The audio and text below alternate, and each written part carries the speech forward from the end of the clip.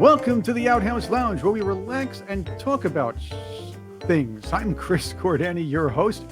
I was enjoying some old sitcoms, things we used to enjoy back when we were much younger, and of course today as well. I love MeTV. I love watching some of the old stuff on Tubi and things like that. I did take a note of a few things, though. I remember enjoying these shows when I was younger and kind of getting annoyed with them in later seasons. And I think I realize why.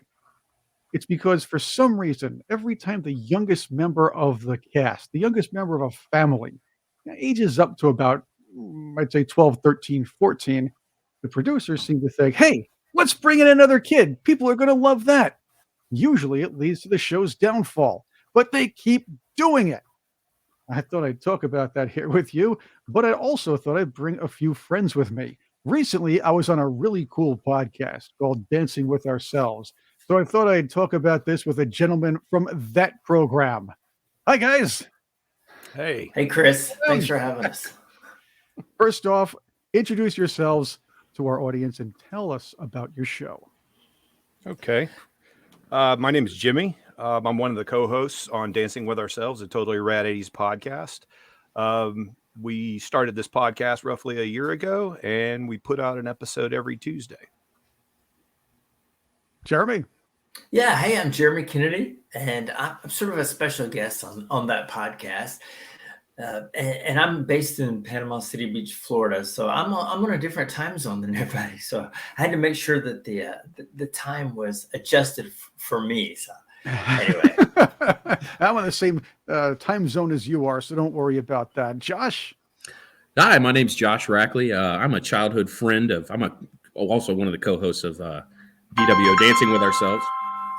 Ooh, that's your tag, isn't it? Hey, somebody won something, didn't they? Yeah. I always say turn those darn cell phones off beforehand. Or could be worse. It could be AOL saying you got mail, and then that would really show everybody our age. All right. Can we try that again? No, let's keep going with it. We're rolling with it. That's what we're doing. This is a live show, or sort of live, as we like to do that. But it is a rad podcast. I enjoyed being on it with you guys, and I thought, hey, let's bring them on to the Outhouse Lounge. We can all relax and talk about shit here. Oh, I said it here. Oh well, sue me. How about you guys? Watching old reruns of shows like, I'll say, the Cosby Show. And this is probably the worst offender of them all, and I'll tell you why a little bit later on. But it just seems to be that these family shows, or many of them, have to bring in a young kid if the youngest kid ages up a little bit, and it actually turns kind of annoying, doesn't it? Yeah. Yeah, in my research today, I did a little bit of homework on this because, I'm stuck in the 80s, and I know this is not specifically targeted toward the 80s, but I was looking at this. The Cosby Show always comes to mind, although I was not a big fan of that show. But my understanding is whenever this did happen, Chris, it's because of ratings. Ratings were taking a dip, and they wanted to have some sort of cuteness appeal. And I've got a whole list of shows that have done this. This is not specifically for the Cosby Show. I mean, even in cartoons, I've seen it. And I'll elaborate on that later. I don't want to get out of scope here, but I agree with you. No worries about that. I have to tell you this, though, that Cosby Show may have been the worst offender, because I did love watching Rudy when I was younger, and all the kids from the young to the old. Mainly it was about Bill Cosby interacting with the family, the kids, and everybody else around him, which was great. However, it would have been nice just to see Rudy grow up and date and do other things. But he had to inflict upon us. Bill Cosby, I love Bill Cosby, but it's his fault. He perpetrated that insufferable Raven Simone on us. I mean, she was already obnoxious when she was, 4 or 5 years old, or whatever she was back then. And then she got older and became a really loud, obnoxious person on The View. I think that's pretty much an a redundant, if you will. Did she come in after Lisa Bonet, or was Lisa Bonet, right? Because Lisa Bonet was in the show as well, right? Lisa Bonet was the oldest, the second oldest daughter. Apparently she was the oldest daughter until they brought in another oldest daughter. And then I see where you're saying they're the worst offender of this in both directions. she comes back. true. She does her own show, and then her and Bill Cosby have some sort of falling out. Then she comes back and brings in. I don't remember how it even happened because it was just annoying. I just all I could just think about was being annoyed by this whole thing because it was just to throw in a kid to be overly cute. And to be honest with you, that doesn't always work. I'll tell you, it almost never works. One of the most famous incidences of that was Cousin Oliver from the Brady Bunch. Well, that's what they call this, right? The Cousin Oliver syndrome. Well, that's why we're going to do it because they call it I actually liked Cousin Oliver, but a lot of the fans did not. Brady Bunch, the kids were getting older. Cindy was again, she was the youngest. Bobby was also there. They were getting a little older, so the producers thought they'd bring in another cute kid. Well, Cousin Oliver comes in, maybe about 2 or 3 episodes, and I guess they kind of squashed that idea. But yes, it was always called or at least afterwards was called the Cousin Oliver syndrome, although the Brady Bunch was not the first show to do what they did here. Remember the episodes where he thought he was a jinx, though, right?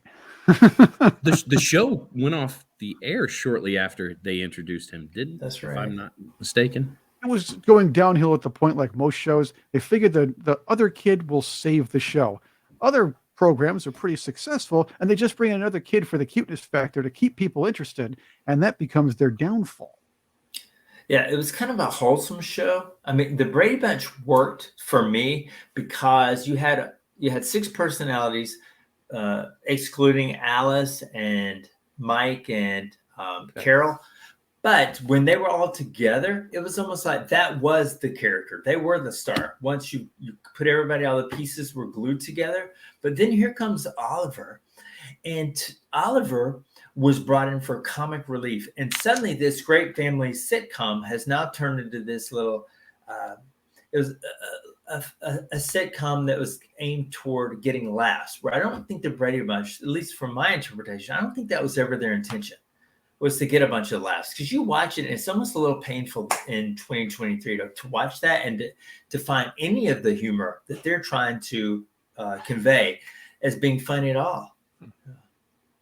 That's quite understandable, but it was kind of funny. It was there was a lot of 70s in it, though. You probably had to live through the time and understand, hey, this is interesting. And the idea is there weren't a lot of divorced parents who got married and already had a few kids on their own. They never really met each other, and they had to try to find ways to get along. But they did sort of meld by the end. Heck, they melded so well they did a variety show together. So that's pretty cool. Right. And I really enjoyed the show, though, and I like the movies that came out afterwards. I believe that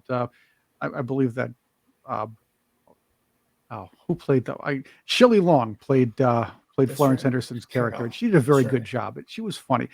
All the kids on the show were talented on the Brady Bunch, the original, and of course the dynamic was good. And I loved Alice too. Alice was pretty darn cool. Yeah. So Oliver, apparently, just reading a little bit here, and I did a little bit of research today too, so I saved some of these articles. In the course of his first day, he was a kind of a shit kid, from what I understand. I don't remember the episode when they brought him in, but he managed to ruin everybody's day in the show, and each scene ended with wah wah wah. And then it says 5 episodes later, Oliver managed to kill the entire series. It was canceled that season. So that's pretty. I'm not blaming it on him, but it was a bad idea to bring another kid in. You have 6 kids you could focus on, honestly. 5 episodes. That's crazy. So he was the evil child that ruined it all. But no, it was on life support. Yeah. They probably do it for the demographic of the viewer, like the maybe childbearing women want to see kids not growing up, constant kids in the household, perhaps. I don't know. Apparently they did not. Apparently they didn't. But, you talked about the Cosby Show, and when Raven Simone was brought in, I assumed that was because Rudy had grown up and they just inserted this kid of this random marriage. Was it Olivia? Lisa. Yeah, Olivia. Oh, that's right. her name. That's it. Yeah, Olivia. Yeah. What So, they did. That's exactly what they did. Yeah. Apparently Rudy got too old. Yeah. Poor Rudy. Poor Rudy. Here's another one, and this was worse. In my opinion, I don't care what anybody says about cousin Oliver. I kind of liked the kid. He was a cute little guy. Uh, and growing up with the Brady Bunch, some of the kids were my own age when I was watching it, which is great. This one was the worst though. Remember him? Oh, Is that Different Strokes. Is that Yes. Sam? Yeah, Denny Cooksey was a talented kid, but bringing in Sam just because Arnold, who pretty much still Right. looked like he was 12 or 13, Mhm. got way too old too, and he needed a little brother to boss around, I guess, because I don't know, maybe it's the Scrappy Doo concept. oh well, Now, Chris, Scrappy Doo is that's another thing. We'll get into Yeah, the cartoons yeah. and having to have kids and nephews and nieces all over the place too. We can get into that too. I saw now, the Chris- episode today. Oh, sorry, Jeremy. I saw the episode No, today no, where go ahead. he was kidnapped, and the cops barge into this family just had him at a dinner table eating dinner, and he's just confused, and then they barge in, and Mr. Drummond comes in and saves the day. It was the strangest thing I've ever seen. Hey, nobody messes with Conrad Bain, okay? All right. Only the man. Maud. Yeah. But bringing in Sam as the little shadow to, becoming elderly Gary Coleman at the time was another, terribly bad idea. That saying, hey, well, if Arnold was a cute kid and he could say cool things like, "What you talking about, Willis? Let's bring in another kid." But instead of having those little quirks and those little things that Arnold had, he would have a Southern accent. Great. That'll be way out of place in New York City. Well, if I'm not mistaken, Chris, and I'm going on memory here, this was the character played by Dixie Carter from Designing Women. This was her son. And I don't recall, did they actually marry Mr. Drummond and her character? Did they get married and then he became a stepson of Mr. Drummond? I believe they ended up marrying in the show. Yeah, later. somewhere on. along the Yeah. line, that's what happened. Yeah. At least Okay. that's what I think would happen. I got so annoyed with it that I just stopped watching it. So that's it. Turn the channel, watch something else. Hey, I want to watch Lawrence Welk instead. Or, well, you know what? Clint Holmes from New York All Night. He was on a little later on. I preferred to watch that after the Met game. There we go. Is this And kid, also- was he from the Terminator 2? Did he play one of the friend in Terminator 2? Okay, I don't. Or is he remember. not that? Is he not that old? I mean, would he?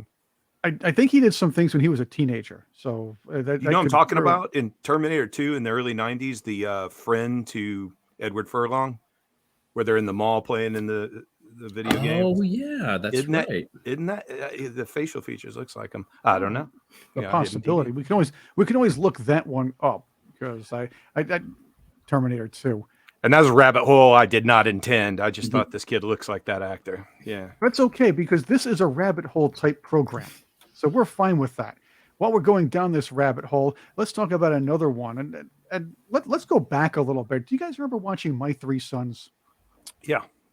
Do you realize that Ernie was actually that extra kid at one point because the other young kid aged out?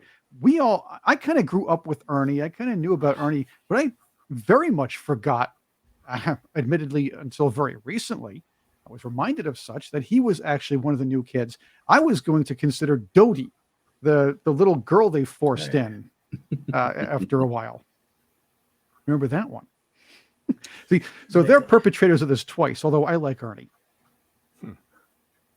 I don't really remember My Three Sons that well. I Yeah. know I watched it, but I know the opening music. I know the guy. What's the actor's name?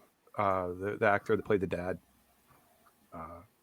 I can't remember. I And can My picture Three him. Sons. Yeah. And wasn't there like an uncle that lived with him? Just all dudes in the house, right? Uncle Charlie Uncle Charlie was there. Damn it, Ernie! Can't you see I'm trying to bake a cake? And you're right about Denny Cooksey. He was in Terminator 2. Yep. Was he? I just Okay. looked it up too. Yeah. That's a Good good eye, call. Jimmy. Good eye. Very good Yeah. call. Oh boy. Well, how about that?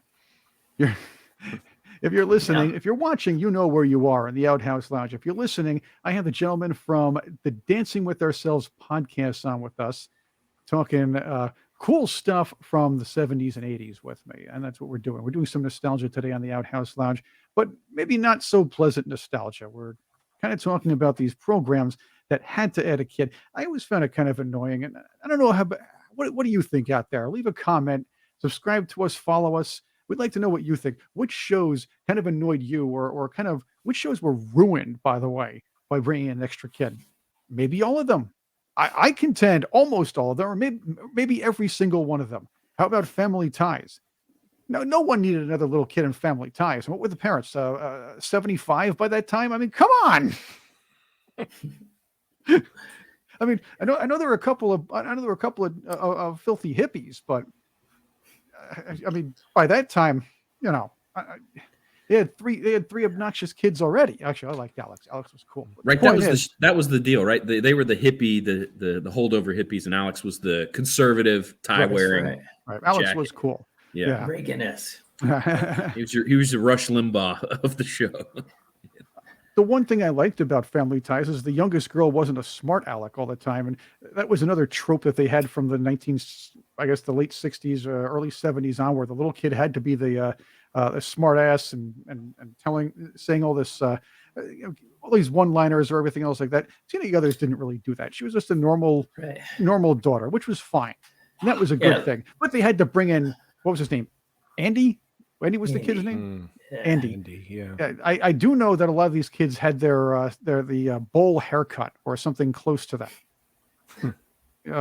But that's another one. And what was it? Let's see. I'm trying to figure that one out. It was it was Andy is his name. I think that's what it was. And here's a picture of the family with them. Hey, look at this. Everybody's like 100 by now. Oh, wow. Even the kids. So we had to bring in a little kid. Why not? Look at the bangs on the daughter. Those are serious. Yeah. Oh, yeah. That is serious age. Yeah, right there. she's in a rock band now. Wasn't she in the? I'm trying to. Which one was hers? I remember. Danielle Breezeball was in. Danielle Breezeball from Archie Bunker's Place and was in. I think she was in the New Radicals. So this one was was it the Melvins? I don't remember now. I don't. Everybody's everybody's contesting me now here. I've seen her in black leather. I just don't know where, but I remember seeing That don't her. mean she's in a band. No, she was in a band. She was in a band. Yeah, she was playing bass or something, and she had black leather on. Justine Bateman? Are we talking about Justine Bateman? No, are we talking about the blonde girl? Tina Yothers. Tina Yothers. Tina Yothers was in a band. Okay. Justine Bateman. You might be thinking of Justine Bateman's. What was that? That movie. Oh, Satisfaction. Was it called Satisfaction? Where she played the lead singer of The Mystery. Oh, Didn't catch that one. All right. See, now my obscure references are coming back. I'm finally getting my brain together here. This is Alex, all good. Alex was in with Joan Jett in that movie. That's right. That was Light of Day. Light of Day. Light of Day. That's right. They played brother and sister. Something like that.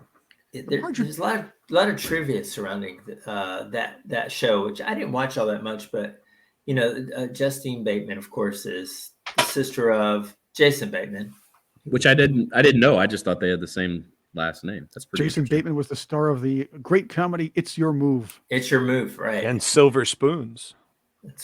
He was in there. That's right, Jason Bateman and Silver Spoons. He was and the Hogan family.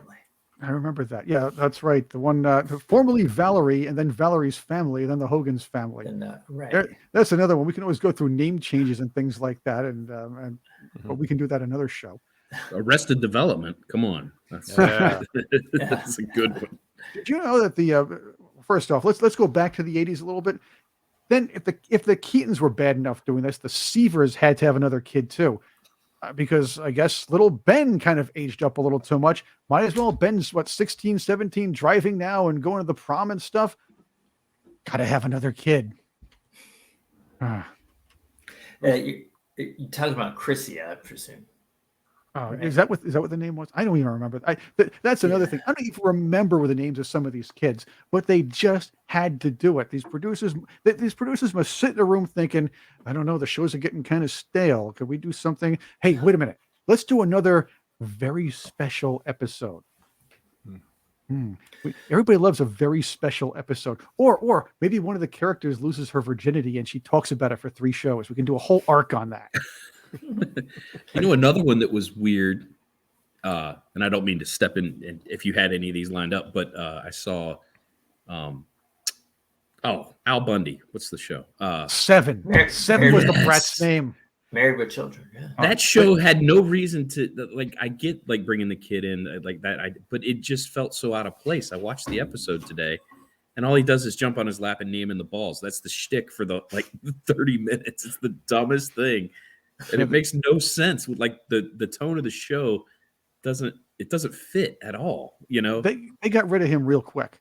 I'm almost under the impression they did this. And again, I'm just guessing they may have done this to, again, bring in the kid, but they tried to write in Katie Seagal's pregnancy before that, if you remember, and she unfortunately had the miscarriage. So I guess they were going to have a new baby and everything else like that. They had to find a way to write it out so she wouldn't. It just had to be done. It's the only Seven's thing that could dad be was done. Bobcat Goldthwait. Right. Goldthwait. But again, I suppose the producers were saying, "Hey, you know what? We didn't get to bring in the baby, so let's just bring in another kid." Bad idea. At least they aborted that one really quick. I mean, they aborted the idea really quick. Yeah. The episode I watched, they bring him in. They, the cousins leave him there. Is how it happens, right? Is Right. how The wanker, Peggy's wanker cousins. Yes. But I want to be clear before we go ahead. I mean abort the idea, not the kid. And secondly, you cannot abort a child after they're born. This isn't California, and besides, there's murder 1. Okay. I don't condone such things. Otherwise. in that episode, he's doing the thing. He's on the couch, kneeing Al in the balls, and she makes a joke, a sexual coming joke. Somebody says something about coming, and she's like, "Not as fast as your father," or "I wish your father never had," or something like. And it's like, none of this makes any sense with this child on the couch. It's the weirdest thing. Yeah, they were smart enough to get rid of that, just like the Brady Bunch did. If it's a bad idea, get rid of it. Don't double down on it. Just don't. It's really bad if you do that. The Partridge Family tried to do something like that too. They brought in a little cousin named Ricky, or it was a neighbor, not a cousin. It wasn't a cousin. I always thought it was a cousin. It was a neighbor named Ricky, just to get in there. Apparently, he had some kind of singing talent too. But yeah, it leaves me speechless. Chris and Tracy were still fairly young too, so they didn't really have to do that. Besides, I was a guy. I always watched the show for Ruben anyway. Ruben was the man. Yeah, the thing I read about that one today was that, the author, I don't know who it was saying why they brought the kid in was kind of a mystery. They had 2 kids that were kind of bit players in the show forever that never really had any lines that they could have used, that were maybe 1 or 2 years older than the one they brought in. It didn't really make much sense. I guess these producers sat around smoking some pot again and thinking, let's bring in some neighbor kid. Why? Because everybody else is doing it. Well, at least he wasn't homeless. At least he wasn't homeless like Leonardo DiCaprio. Give me a break, right? Was that Give Me a Break? It was, no. Oh, then what was Leonardo DiCaprio? Didn't he go? Wasn't he on Growing Pains? No, Joey Lawrence wasn't Joey Lawrence Give Me a Break. Joey Lawrence. Joey Lawrence was Give Me a Break. Right. I mean, all these are And interchangeable. That's right. This is the point. They're all interchangeable. All these shows became interchangeable in the 80s when they kept doing that. Family, kid ages out to 12, 13, 14 years old. Hey, instead of creative writing and watching these kids grow up just like the other kids, bring in a little brat. And make them even brattier and more annoying, because people love that. Yes. There's nothing better than going to a restaurant and wanting a nice dinner and listening to a bunch of screaming kids or smart ass kids say stupid things and run around. Yeah, I want that on my television show too. I want that on my escape world.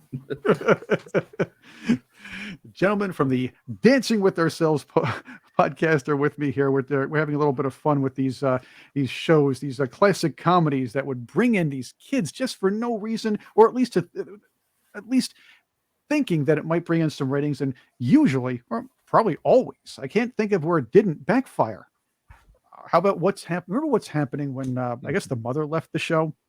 Yeah, Mabel King. Mabel Yeah. King left the show. Yeah. Oh, the producers thought it would be a brilliant, and because Dee was getting older, the producers thought it would be this brilliant idea to bring in, uh, a different kind of person, a landlord, but his son, a neighbor kid, Little Earl. Remember Little Earl? Right. He had a crush on Dee.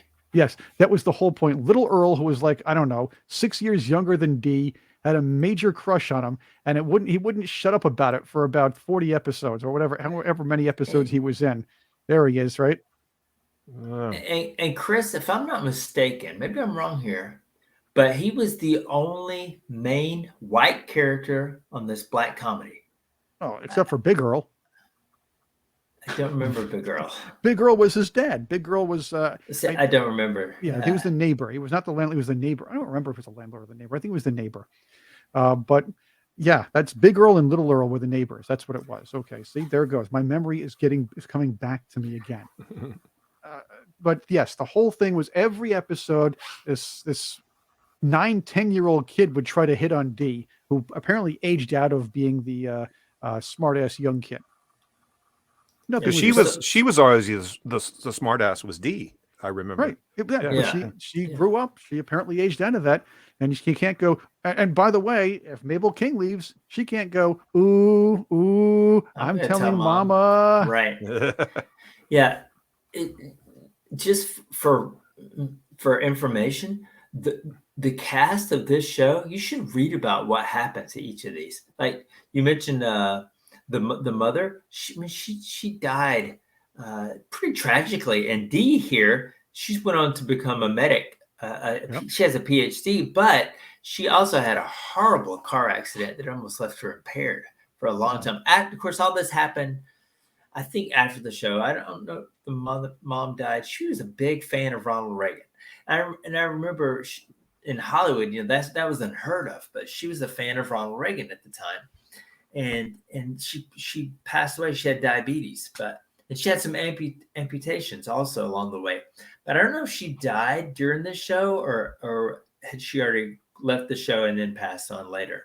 It was later because she was in a couple of other big movies. I think she was in one of those Amazing Story movies, if I remember correctly. Mabel King was a fantastic actress. Ernest Thomas, I loved Ernest Thomas. I thought that guy was cool, Raj. So and I did enjoy watching What's Happening Now. I'm one of those guys who love those independent shows of the 80s, which is another thing I want to talk about. Nothing better than watching a nice lineup of What's Happening Now, Small Wonder, and Out of This World. There we go. Good ones. Boy, was I a boring kid. I never watched I watched What's Happening, but I never watched Small Wonder or the Small Wonder was the little robot girl, right? That's right. Yeah. I would be a little girl. I'd talk like this. There would be a real problem if she grew up because she really wasn't supposed to grow up. That would be weird. So True. how many seasons did that go? They had to plan that out. Only a couple. Yeah. Only a couple. It was in syndication, so I only saw it on the weekends. Yeah. Right. And I remember a lot of these from Nick at Night. That's where I got a lot of this, especially like My Three Sons, those black and whites, Car 54, where are you? My dad. I like Car 54, where are you? The movie was fun too. I mean, I like the movie, but obviously the movies don't always do the shows justice. That was kind of fun though. There was another show they had to bring in some kid. They had to find some whack out way to bring him in. It was Facts of Life. All the girls were getting older again. They were going to college. So instead of, again, following their lives and enjoying how they grow up and what Mrs. Garrett was going to do later on, some little brat comes in from out of nowhere and just acts like a moron and winds up being part of the show. And why? It'd have been better if Mrs. Garrett turned that place into a brothel after the girls left. That would be awesome. Little orphan Andy is. That's what it was. But the brothel idea is good because she can at least go, girls. When she becomes a madam. Yeah. Gather round. And then it's all about the hijinks with the Johns and the cops trying to bust him. That would be great. George Clooney I'll tell you what, was part of this. That's right. He was. But I could see her running that brothel because she would not hesitate to break a kneecap of some John that goes a little too far. I truly believe that. No one messes Would- with Mrs. Garrett. And that show is a spinoff of Dif'rent Strokes. If Yeah, I'm not That it mistaken. is, yes. Spin-off of different strokes. She was The the other- maid, right? Or no? What? She was the first Housekeeper, one, yeah. Mrs. Garrett. Yeah, Mrs. Garrett was Yeah. the first maid. The second one, I always forget her name. It was Adelaide. I remember her Yeah. because she was in one of my favorite bad movies, Moving Violations. I like saying that because she played the nearsighted old lady that had to go back to the driving school. But in the beginning, she picked up her sister from the airport. The sister was played by one very cool lady named Clara Peller. She had one line in the Oh, movie. Where's one the line?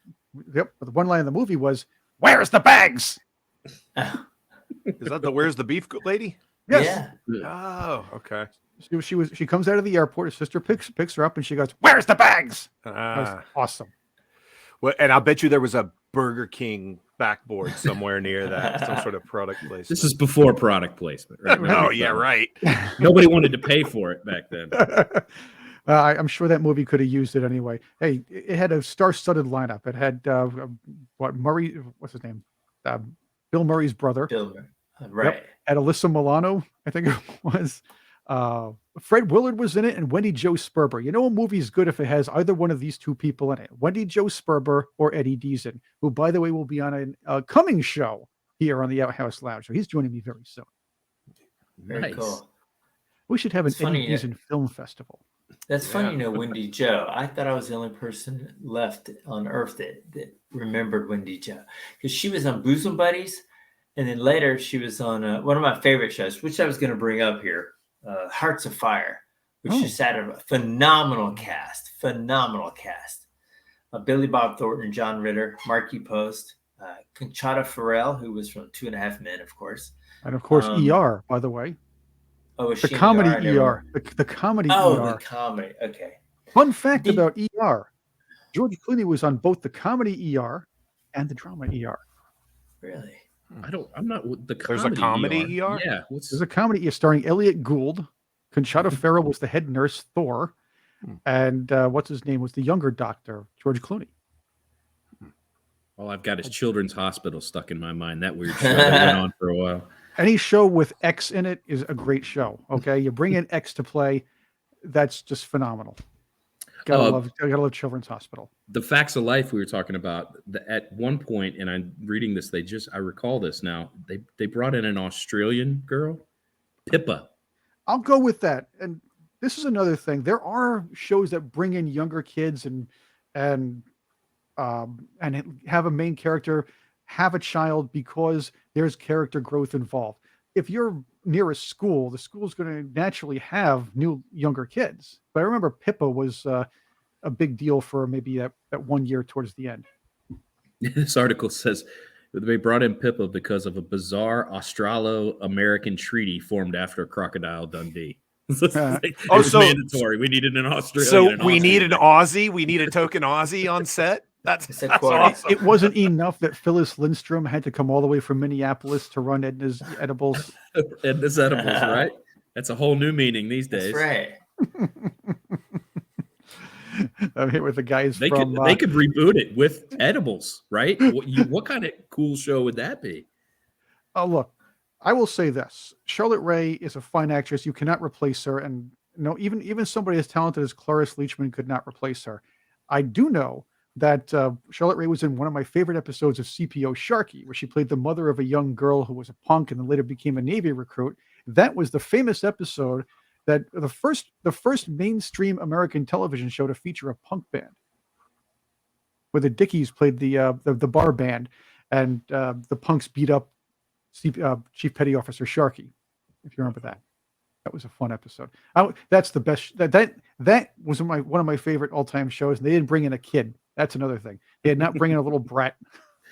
I don't think they could have, but hey, What's they could have. the saying today? F them kids that they say about other people's. Everybody thinks their own kid is awesome and cute, right? Until you're around somebody else's kid and you're like, this guy is the worst. It must be tough being a teacher nowadays. The teacher, you have to grade these kids. You have to tell the parents that their kids are doing something bad in the class at times, or they're not doing well. But these parents seem to think their kid is the most amazing, precious thing on the planet, and they could never do anything wrong. So the teachers are always up against it. That has to be hard. I think parents. it's gotten worse over the years. the accountability went away. Like, used to be a teacher could paddle you, right, for acting out in class. There's none of that now. They can't touch you. They can't even raise their voice at you. It's crazy. We are talking a bit on this program, and I want to go off on another tangent soon with you guys because that's a lot of fun. But I do want to bring it back to these shows that bring in these obnoxious kids. They haven't stopped. These producers did not learn the lessons of the 70s and 80s and continued to do so. There was a hit show not long ago called Modern Family. I loved the kid, the first kid, the chubby kid. Yeah, I liked him. He was Manny. a cool kid. Manny, good actor as a kid. He played with his family very well, the mother, and of course Al Bundy, the father. But they had to bring in, I don't know, they had to bring in some other little obnoxious, shrill voiced. I'm talking shrill like scratching a chalkboard or listening to Barbara Streisand sing voice. Talk voice. It's just I forgot the kid's name again. It just keeps popping out of my head. Joey, is his name's Joe or Joey? They call or him something? Little Joe. Joe Pritchett. Yeah. Joe Pritchett. I just watched that whole series again about a year ago. So it's almost like they make they go out of their way to make him say something where he really doesn't have to say anything. Mm-hmm. And they make him with a little wise ass too. Yeah. I think I might have aged out of that show by the time that happened, because that was season 7. I enjoyed this. It's a good show, but just because of Phil, right? That's the Dunphy. Yeah, Phil Dunphy. Yeah, he's the funniest fucker on that show. Sorry. Oh boy, you're gonna get me in trouble here. Well, there's one beep. Just count your lucky stars. There's no last names right now. He's the funniest gentleman on that show. Oh boy, that's okay. That's all right. Anyway, who knows? Maybe it's spelled Phuck, and that's not a bad word. That's right. You so there we go. Phil Phucker. Yeah, that works for me. Phil UK. Joining me in the Outhouse Lounge are the gentlemen, the fine, upstanding gentlemen from the Dancing with Ourselves podcast. I really enjoyed being on with you guys before. We talked music. We're talking sitcoms that bring in these annoying kids. Dramas do it too, but mainly it's the sitcoms because they apparently these producers seem to think little kids are always funny. Sometimes they are, but forcing another one in is not. Then, after these shows did it in the 70s and 80s, cartoons were doing it too. I think you know what's coming here, right? I do. You who brought it up before? I did. Yeah, Yes. Scrappy Doo. I hated Scrappy Doo. It was it's a useless character in Scooby Doo. Right. Wait a minute. What's wrong with ta-ta-ta-ta-ta-ta puppy Right. power? And he was brave. He was the opposite of Scooby-Doo. Except you could punt him, right? Scooby was a big Dane dog, right? Scrappy, you could punt Scrappy. Oh, I know. And he was punted quite a few times. Scooby-Doo could carry. He was the show. So you're right, Chris. I don't think it was necessary at all to introduce this character. However, most of these child introductories were made by the networks, not necessarily the producers of the show. If they wanted a younger kid brought in, they would write it in. But it was always the network. Typically, what I have found to be the common denominator here is shoving it onto the show, basically giving an ultimatum. If you don't do this, we're done with you. And that's what happened with Scooby-Doo, because they had switched networks, I think, from CBS to ABC, I believe. And it was one of those shows like the Flintstones, sort of, where they made so many episodes, maybe 40 or so episodes. Not many, and they just ran them. That's the deal. That's exactly where I was going. They would run them consecutively for 8-9 years. I remember growing up seeing seeing Scooby-Doo over and over, the same episodes. Super Friends was the same thing. But so when this came to ABC, it was pitched in their lap, and they're going to bring this back on Saturday morning, because it came on Saturday morning at 10:30 a.m. or whatever. They were looking to create new series, although they didn't announce it this way to Hanna-Barbera, who created Scooby and Scrappy. They were looking to take this new character, because they've exhausted Scooby-Doo, take the new character and create some new shows around the new character. And if you look on, Josh, wherever you're getting this information from, you will see there's 5 or 6 shows that had Scrappy Doo in those shows that really had not much to do with Scooby Doo. Where Are You? The old animated TV show. I think mean, this is around the time too when they started to make. We Josh have a just little issue froze. Oh, well, Let me he's sell it. frozen. There He we just- go. Oh, am I back? Yeah, I you're think back. so. All right. Do that again. I was. This is around the time that you started to see the ramp up of shows and characters developed strictly for toys, right? It's like, let's introduce this new character. Who cares if people like them or not? We make a plastic version of them. We make a plush version of them, and we sell that shit to these kids. Some of them are gonna like them, you know. I thought if kids are watching the Jar Jar. cartoons, these producers figured, why don't we put a kid in there so the kids can relate to the kid in the cartoons? The fact is, these kids were watching the cartoons already. We didn't need to see Scrappy Doo. Okay, That's true. And it We was, didn't and you need had a that. stoner. They needed And- a child. and to MGM, who had Tom and Jerry, we didn't need Nibbles either. Okay, remember the mouse with the diaper? That's another thing. Oh yeah. Okay, the Tom and Jerry run around naked the whole time. Why would the babies need a diaper? To let you know Okay. that's the baby. Yeah, I guess. Right? Yeah. It's just a visual cue, right? I But couldn't he guess. I don't know. A No. rat just- this big looks the same as a rat this big. But what's the point? They got to put the mouse. The kid mouse should be pooping on the floor like the dad mouse. Right. Wasn't there a little Unless he's got to kitten hang out of too? his diaper the whole time trying to run away from the cat. Wasn't there a kitten too to Tom? I think there was one. It was a one timer though, wasn't it? I don't know. Yeah. Those are blurred to me because you know how you were talking about the syndication. I used to do the Saturday morning cartoons, of course, but I've just seen those in the background so many times. I can't remember which came first. You know what I mean? I don't remember Daffy Duck, Bugs Bunny, Roadrunner show, how it went. I just they're just all a blur to me, but I can recall them like the Daffy Duck shows. Hey, that's the one. Didn't Daffy Duck have? No, I'm thinking Donald Duck with the three nephews. Never mind. Yeah, but they were that's right. established. They weren't Yeah. forced in. They Yeah, were that's established different. characters. You Yeah. also Huey, had. Dewey, and Louie.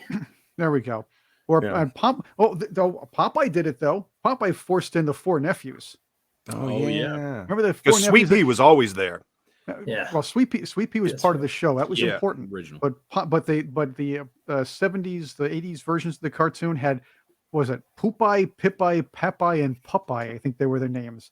Yeah, that's just they would- lazy. That's But not only that, I didn't know that Popeye had a brother or sister. Yeah. See, Well, did we need to know it? that Who never knows, right? really happened. But the Who knows? nephews, the kids looked just like Popeye. Of course, the father looked like Popeye. So, I guess So that makes maybe sense. hey, I can do that math. Yeah. I know. Yeah. But Jeremy, you were you know who did it right is Animaniacs, if you ask me. Remember when the Animaniacs came out like in the 90s, early 90s? Maybe it was the So late good. 80s. I never I got can't into the Animaniacs. I own the complete DVD collection of it. But those went in a different direction. They took the Mickey Mouse look or whatever, and they went in this Yeah. kind of more hip, faster direction. I liked it. You know, I thought the comedy was quick and everything. But Yeah, it was well written. It was written above children level for sure. The well, jokes and Well, going back to Scrappy Doo, other cartoons did the same thing that the Scooby Doo producers did. They figured, hey, what a wonderful idea! Scrappy is so popular. I have a 1 year show. I have a 1 year cartoon called Fang Face. If you remember that one, and it's been on for a year. But you know what? If Scrappy can, if the Scooby Doo people can do it with Scrappy with a well established cartoon, we got to do it with Fang Face. So let's introduce yeah. Fang Puss. Okay, these are two werewolves. So the werewolves are, by the way, the big werewolf, Fang Face, is just like Shaggy, a carbon copy of Shaggy, a chicken who turns brave when he becomes a werewolf and looks at the moon. Well, apparently he has to have a little baby cousin that runs around his hind legs with a diaper hanging out and keeps the diaper again as a werewolf. so you know that it's a child. Right. Well, the thing is, Right. every bit of Fang Face's clothes come off, right? But Oh, Fang except Puss keeps the diaper. There you Oh. go. Fang Chris, Puss. I what- think I heard that name Yeah. in Panama.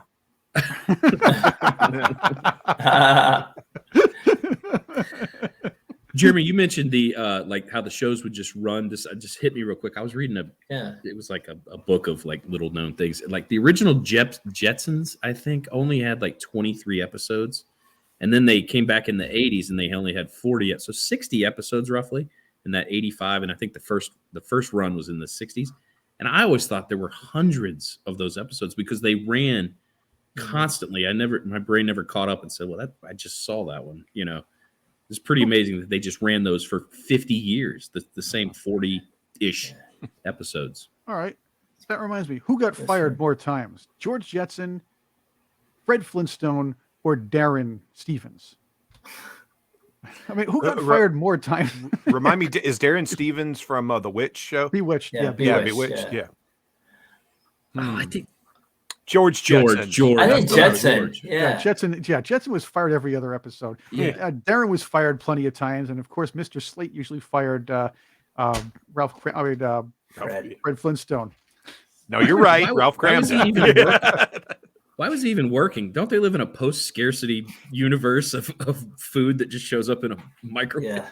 Well, it has to come from somewhere. You have to work, and don't forget, you don't want to screw up the contracts. You know, Right. you don't want to screw up the Magruder contract. There we go. I'm here in the Outhouse Lounge with my friends from the Dancing with Ourselves podcast. We did have a lot of fun talking about music, and I got to tell you, at least bands don't bring in little kids to sing for that. Wait a minute, hold on a second. Clint Holmes' big hit. Remember Playground in My Mind? Apparently, him and the record producers thought it would be a very good idea to bring in a 9-year-old to help him sing the song, which made it really annoying. You remember that song, right? Clint Holmes, called Playground in My Mind, and they have a chorus that goes, "My name is Michael, I got a nickel, shiny and new. I'm gonna buy me all sorts of candy. That's what I'm gonna do." Oh yeah, bring in a kid. I don't know that one, but it sounds horrible. I kind of, I think I've heard it, but I thought you were going to go like the Jackson 5, like bringing in. No, Jackson 5 were talented kids. You didn't force a kid into that. No. I think Mr. Jackson forced the kid into that. All right. Well, that's another show for another day.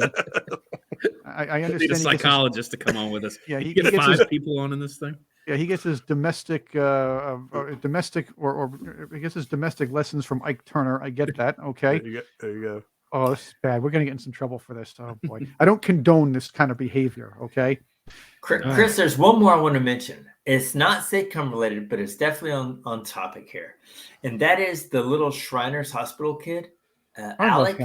Well, Alec. Caleb. Caleb's a great kid. Right, that's where I'm going. So it started out with Alec when he was 4 or 5 years old. The kid is now in college, and so they had to keep to keep pulling the heartstrings. They introduced Caleb, as you mentioned. Right. And there was a rumor that he had passed away last year. I read online, but anyway, I don't think that's happened, but it didn't happen. Yeah, those kids are good. Shriners needs spokespeople. So I like the idea. You're going to have to pass the torch. I would call that passing the torch and not forcing them in. And I do like the idea that they have the two of them on the commercials sometimes together. Yeah. When I saw them, I thought they were brothers. They did look kind of alike, but the Caleb's a really cute kid, and I root for that kid every day. I got to tell you, every time I see him, I root for him because the kid's broken his bones so many times. Yeah, 200 times. Yeah, but I will say this: there are shows that bring in kids legitimately, and this is for character growth. A lot of this is maybe in a drama, or when you see a character that's been around for 15, 20 years, you have to do something to let that person grow. Law and Order Special Victims Unit has been centered around Mariska Hargitay's character since Merloni left, and it used to be around both of their characters. Now it's just really her character. She wound up adopting a kid named Noah, who not only is really obnoxious as a kid, he's really obnoxious, but he seems to have this disease that a lot of Hollywood kid characters have, where they age 3 years between one season. Well, that goes back to what you mentioned, growing pains, and the Chrissy character. She was introduced as an infant. Okay, of course, it was played by another actress, if you want to call it another person. I'll just say that. And then by season 4, or at season 4, she was now 5 years old. So went from an infant. The next season, she's 5. Next season after that, she was over the age of 5. So there was a nice well, I wouldn't say nice, but there was somewhat of a transition. From 3 seasons later, she went from an infant to +5. Noah, the kid went from, I guess, a little baby to a walking kid, a walking preschooler, a couple years older, 2, 3 years older, inside of a season two. I recall I recall a recent, was the sixth or seventh season of oh wow, I now that FX series, the stories, oh my gosh, it's the Amazing Stories. no, not that one. It's an FX series. Now, oh wow, it's It's blocking. Always Sunny in Philadelphia. No, it's All right. it's a supposed horror series. Oh, American Horror Story. That's an American Horror Story. See, there we go. Senility is my issue here. Okay, maybe you should bring in a kid to replace me because the kid would have a better memory. American Horror Story. One of the seasons was when they were in a nuclear apocalypse, and the devil, this Satan's son, was trying to take over the world in this particular instance here, and try to destroy the witches. Well, it winds up that they flash back to this kid's life, and the character himself, grew 3 years inside of a month or two, things like that. So I suppose that's how they explain it with the kid. You do the math with these annoying kids. You see, if they get really annoying and they age up like that, you do the math. It's got to be some kind of demon's kid. Apparently, it happens all the time at soap operas because my spouse always will say, "Look, you remember that character when it was 12 years old? Well, now she's pregnant." So I don't think it's strictly not a weapon, but a ploy used by sitcoms. I think it's kind of spread out everywhere, just like you mentioned with that pop song. Daytime TV, nighttime TV, we're cursed. It is. We can't get away from it. No, we can't. And on that note, I want to say thank you guys for coming on with us today, because you can get away from us. And that's a good thing, I guess. Where can our listeners get your podcast, and where can our viewers get your podcast, since we're both on YouTube and, of course, wherever you get the audio podcasts? Yeah, if they want to go to where we stream our RSS feeds, they can go to Buzzsprout and search for Dancing with Ourselves, or they can go anywhere they get podcasts and look up Dancing with Ourselves, a Totally Rad 80s podcast. And when you find three jackasses talking about the decade of the 80s, you've found us. That sounds good. Four jackasses sometimes. That's good. Yeah, I think four jackasses with us. That was it. I'll be on with them too. Check it out. It's really a fun podcast, and we'll have to talk some more 80s stuff and classic television with you guys again here on the Outhouse Lounge, if that's okay. Wonderful. Absolutely. Yes. Thanks for having us, Chris. Yes. Well, Thanks a thank lot. you for being here. To all who are viewing and or listening, thank you for joining us in the Outhouse Lounge. Please like and subscribe. Well, if you don't even like us, please subscribe just to keep an eye on what we're doing next. We have some pretty cool stuff coming. I really have some good stuff coming, so check it out. We're going to have some more things, shorts, little clips here and there, and maybe I'll do some things out and about if I really feel like getting out of this Outhouse Lounge chair, because the martinis are darn good. Once again, thanks for being with us.